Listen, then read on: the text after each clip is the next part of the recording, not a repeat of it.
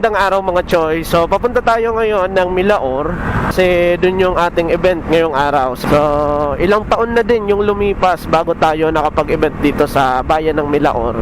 Hindi na ako gaanong familiar sa lugar na dadaanan ko. Pero may tatanong nyo mga Choy, yung mga first event ko nung una pa lang ako, nung nagsisimula pa lang akong maging payaso, yung mga ruta talaga namin is dyan sa may San Fernando, Pamplona, Milaor, Magaraw, dyan sa Bumbon, Calabanga, Tinambak, sa may Partido area, dyan talaga yung mga event namin. Pero dahil meron naman na dito sa Iriga City, marami na din tayong client sa Iriga City, and sa Rinconada na din, syempre.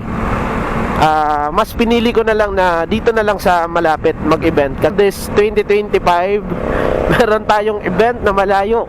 Ito nga yung bayan ng Milaor. Maaga tayong bumiyahe, alas 10 ng umaga, kasi yung start ng event natin is 12 noon. So tanghali ang tapat. Nandito na tayo sa may Anayan Pili. So, diretso lang tayo. Dito na tayo sa mismong sentro nitong bayan ng Pili.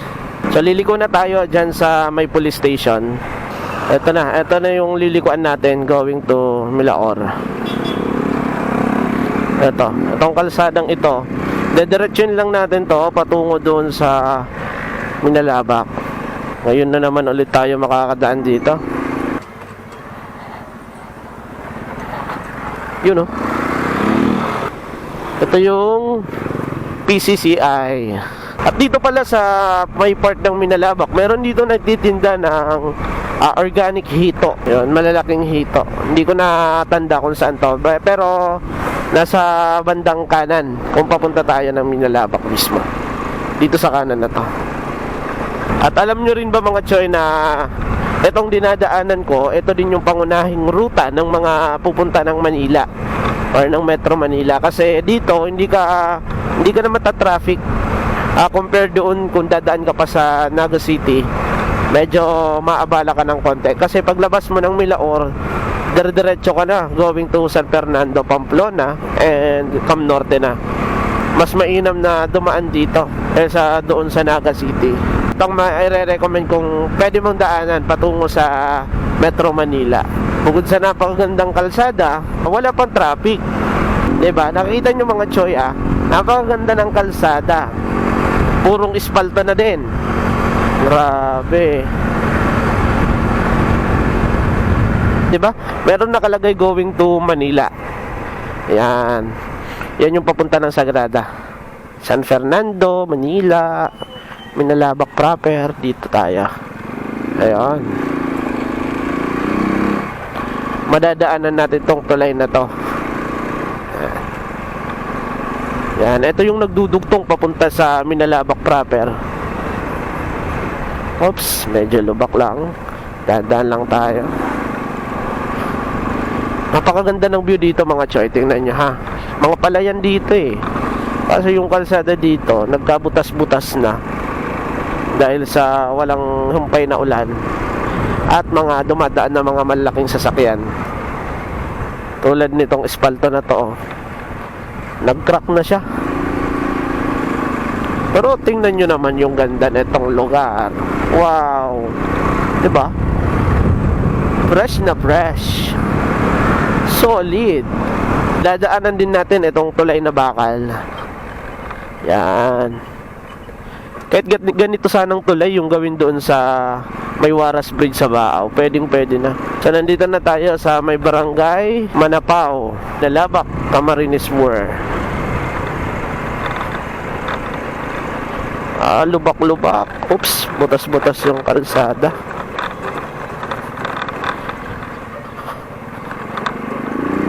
Tayo sa kabila. Mahaba-habang butas na kalsada yun Ongoing pala yung pag-ayos ng kalsada dito. Kasi may mga nagta-traffic.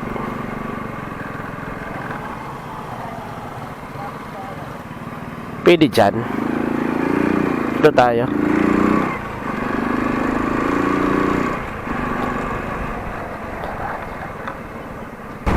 Napakaganda ng kalsada dito sa Barangay Manapao, Minalabak. And dito sa bandang kaliwa ko mga choy, meron ditong bypass road na ginagawa. Hindi ko alam kung saan tatagos yung bypass road na yan. Kung makita nyo, meron ng mga poste hanggang doon na sa dulo. Napakahaba na pala nito, oh. So ang way niyan is dito. Yan, dyan sa kalsadang yan, yung bypass road. Ito yung ginagawang bypass road, oh. Ganda ng kalsada dito, oh. Wow.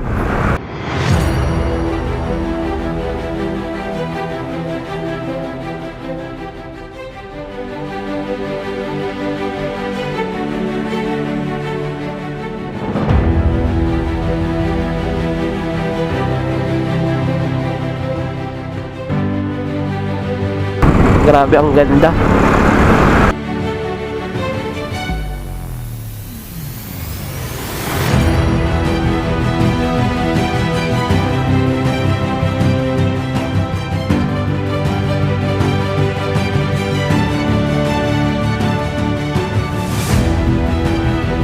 Tulay na bakal. FBR Bridge number 2. Ganda, oh. Sunod-sunod yung tulay dito na bakal. Bing tulay ito. Ang ganda. Dito tayo sa may tulay ng Minalaba. Kung makita nyo mga choy, ito yung pangunahing daanan ng mga sasakyan, pati na rin yung mga motorsiklo patungo sa Metro Manila.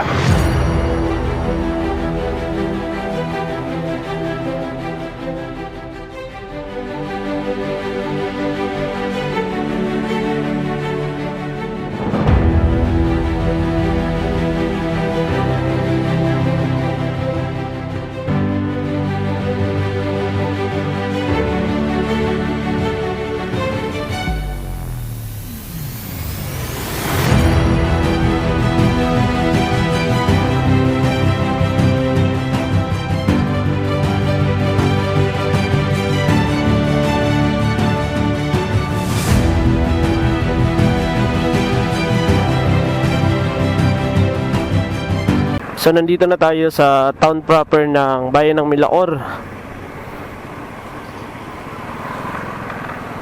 So hanapin lang natin yung venue natin ngayong araw. Uy, baha dito, oh. Baha. Baha dito, baha. So hanapin lang natin yung venue natin. Sa likod daw sila mismo ng simbahan nitong bayan ng Milaor. Palabas na tayo. So ito yung papunta ng Naga City. Ito naman yung papunta ng San Fernando.